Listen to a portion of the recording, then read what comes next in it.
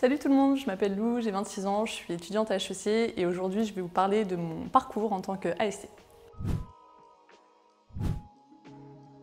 Du coup, j'ai un parcours qui est un petit peu atypique parce que j'ai une grande passion dans la vie depuis toujours qui est le tennis. J'étais en sport-études quand j'étais jeune, j'ai été déscolarisée au CNED pendant 3 ans. Suite à l'obtention de mon bac scientifique, j'ai fait le choix de partir aux États-Unis parce que c'était important pour moi d'avoir un diplôme et je voulais continuer à jouer au tennis à un bon niveau et c'est malheureusement compliqué de faire ça en France. Donc j'ai fait 2 ans dans une université californienne à Santa Barbara. À mon retour en France, j'ai fini mon diplôme. J'ai obtenu un diplôme de communication dans une toute petite école de commerce. Et suite à ça, je me suis lancée sur le circuit professionnel de tennis pendant 3, quasiment 4 ans. Donc j'ai mis complètement entre parenthèses mes études, j'en ai profité pour mener des projets associatifs et entrepreneuriaux.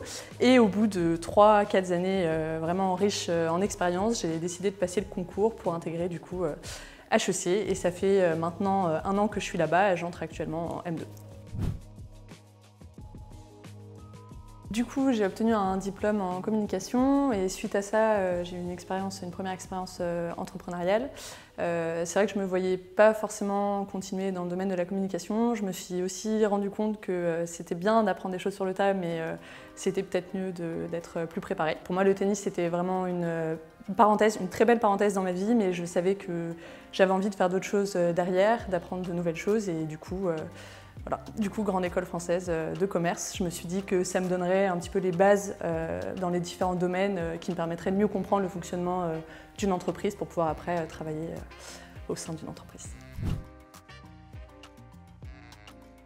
Du coup, pendant le premier confinement, c'est à l'époque où je jouais sur le circuit de tennis, j'ai pas eu le droit de m'entraîner, hein, comme tout le monde est resté chez soi et personne n'a pu travailler. C'était mon cas aussi.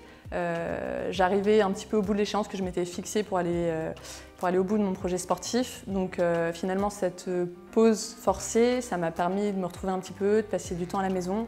Voilà, j'ai commencé à me renseigner sur ce que je pouvais faire par la suite, les différentes procédures, les différentes écoles. J'ai fait des recherches tout simplement. Je suis allée éplucher les différents sites web et finalement, de fil en aiguille, j'ai vu les concours pour passer les grandes écoles de commerce et c'est ce que j'ai fait. Alors j'avais prévu de présenter les autres écoles, ESCP, EM Lyon. Il se trouve que ça s'est mieux passé que prévu, donc j'ai finalement bien réussi mon stage du premier coup et j'étais prête assez tôt pour postuler à HEC. Du coup, j'ai mon dossier, etc. J'étais prête. C'est vrai que j'ai donné un bon coup de collier pendant la période où finalement le circuit était un petit peu à l'arrêt. Donc j'étais prête pour postuler au premier round au mois d'octobre. J'ai eu un retour positif d'HEC au mois de novembre et donc du coup, c'était pas forcément la peine d'aller postuler ailleurs. Préparer sa candidature à HEC, ça demande pas mal de travail, du coup, parce qu'il faut les scores à la fois du Taj-Mahal et du TOEIC, donc ça demande de la préparation. Et puis il y a un dossier qui est vraiment conséquent autour de son parcours, il faut pas mal de lettres de recommandation, travailler sur 3 essais différents, documents à fournir en anglais et en français, et suite à ça, si on est admissible, ensuite il y a un entretien voilà, pour être admis. Et après, en cas d'admissibilité, on a un entretien de personnalité comme dernière étape pour être admis. Pour moi, il n'y a pas un élément qui compte plus qu'un autre dans la constitution du dossier. Je pense que vraiment, il ne faut pas avoir peur de passer du temps sur chacune des pièces.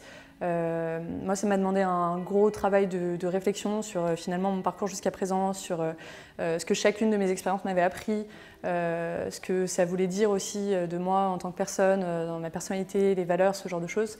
Voilà, il ne faut pas hésiter à passer vraiment du temps sur les essais, il y en a 3, donc c'est important de bien les soigner, de bien choisir les bonnes personnes pour les lettres de recommandation également. Après, je pense qu'il faut séparer le côté académique voilà, et CV. Je pense que le côté académique, CV est important, mais finalement, ce qu'ils recherchent aussi dans ce type de concours, en tout cas il me semble, c'est de davantage cerner la personnalité de la personne qui postule. Et donc pour ça, c'est important d'être sincère et vraiment de leur fournir en fait, les éléments qu'ils attendent. En ce qui me concerne, j'ai insisté sur plusieurs éléments différents. Évidemment, mon parcours sportif, parce que je suis globalement débrouillarde. J'ai beaucoup été seule, je suis assez adaptable, j'ai changé de cursus plein de fois. Finalement, sur mon expérience sur le circuit professionnel, sur ce qu'elle m'a appris en termes de... Donc il y a vraiment la partie sportive et puis il y a la partie totalement autre sur la gestion de sa structure. Là, finalement, j'avais une dizaine de personnes autour de moi, donc c'est aussi une sorte de management, d'être capitaine d'équipe, d'aller chercher des sponsors, de planifier ses entraînements, de planifier ses tournées, ce genre de choses. J'ai aussi insisté sur la dimension internationale du coup de mon projet parce que le tennis fait bouger. Donc j'ai été 2 ans dans l'université américaine, mais j'ai été dans plus de 25 pays européens. Donc ça, c'était un côté qui est important, je pense, pour HEC, c'est la dimension internationale. Et enfin, HEC regarde aussi les notes, donc que ce soit du Taj Mahal, du TOEIC ou même globalement sur son dossier. Donc évidemment, des bonnes notes, ça aide. Pour la préparation du Taj Mahal, je l'ai bachoté, tout simplement. Donc j'ai acheté un livre. Pour moi, c'était une période où du coup, je n'avais pas de tournoi, donc pas de déplacement, donc j'étais à la maison. C'était le confinement, je n'avais pas le droit de toucher à la raquette, donc je faisais 3 heures de physique par jour, mais à part ça, il fallait bien s'occuper. Pour moi, le Taj, c'est vraiment une épreuve qui n'est pas... en fait, on n'évalue pas nos connaissances. Pour moi, on évalue notre capacité à travailler parce que finalement, on progresse avec de l'entraînement. Moi, j'ai démarré vraiment très bas, donc il ne faut pas avoir peur d'en faire, d'en refaire et d'en refaire. Et puis, c'est pour finalement évaluer également notre logique, une bonne connaissance du français. L'idée, c'est, je pense, pour les recruteurs, simplement de voir qu'il y a des bases suffisamment solides pour pouvoir derrière apprendre des choses et être en capacité d'ingurgiter un peu ce que l'école propose. Il y a 6 sous-tests, donc c'est quand même assez conséquent pour s'entraîner sur les 6 en parallèle. Donc c'est vrai que j'avais des blocs un petit peu pour chaque sous-test. Pour moi, peut-être ça a été plus difficile, par exemple, de me remettre un petit peu dans les maths, même si c'est des maths qui datent d'il y a très longtemps. Mon bac SP maths, je n'avais pas fait des maths depuis tellement d'années. Donc par exemple, c'est un sous-test où j'ai consacré un petit peu plus de temps, par exemple, que pour la compréhension écrite. J'ai vraiment suivi en fait mon instinct. C'est pas toujours marrant de travailler sur les mêmes choses. C'est un petit peu rébarbatif, donc j'avais tendance un petit peu à suivre ma motivation du moment sans me fixer un emploi du temps ultra défini. Si aujourd'hui je me sentais de faire un petit peu plus de français, le lendemain un petit peu plus de logique, j'avais tendance à suivre mes envies. Pour le TOEIC, du coup, désolée, pas de préparation. J'ai étudié aux États-Unis pendant 2 ans et j'ai beaucoup voyagé, donc l'anglais, ça n'était pas trop un sujet pour moi. Donc j'ai fait un test blanc pour vraiment bien comprendre la structure, mais du coup, j'ai pas eu beaucoup à faire de ce point de vue-là. Et tant mieux, ça m'a permis de me concentrer sur le Taj. Comment ça se passe et comment ça se passe pour moi, je pense que c'est 2 questions qui sont un petit peu différentes. Je pense que chacun va en tirer une expérience totalement différente. En ce qui me concerne, je suis un petit peu plus âgée finalement que les autres étudiants. Donc je me suis retrouvée dans une classe de double diplôme plutôt littéraire et un petit peu plus jeune que moi. J'ai beaucoup appris d'un point de vue court parce que je trouvais les intervenants vraiment intéressants et finalement j'ai trouvé ce que j'étais venue me chercher, à savoir des bases dans les matières qui étaient importantes, que ce soit en finance, en droit, en gestion. J'ai appris des choses. Et puis surtout, je trouve que ce qui est vraiment chouette à HEC, c'est qu'on est encouragé et porté quand on a des idées et qu'on a envie de développer des choses.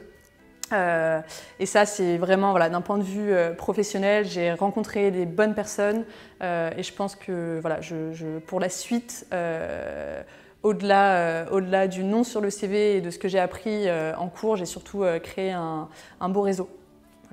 C'est vrai que la question de l'intégration revient souvent et j'ai conscience que quand on postule après, généralement qu'on a ST un parcours un petit peu différent, on peut avoir un petit peu d'appréhension à se retrouver finalement dans une classe, dans un groupe de jeunes qui a fait le même cursus, qui a le même parcours.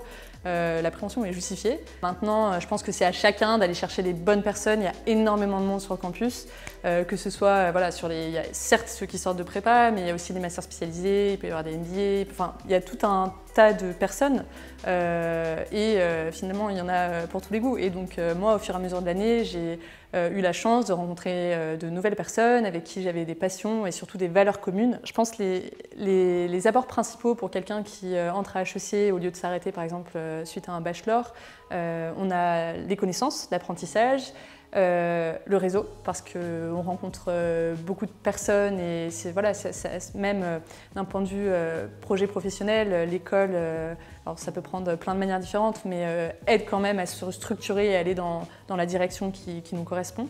Et je pense le troisième point, et qui est probablement ce qui me concerne le plus important, c'est au niveau de la confiance, parce que l'école, encore une fois, peut porter, voilà, nous donner beaucoup de crédit quand on s'investit dans certains projets. Et globalement, ce qui me concerne, je sentirai grandi de mon passage à HEC.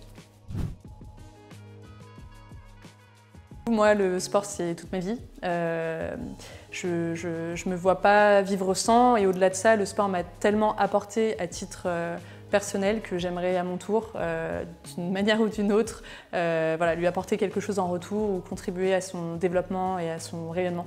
Je pense qu'aujourd'hui, il n'occupe pas encore suffisamment de place dans la vie des Français, et donc c'est ce pourquoi j'aimerais m'engager.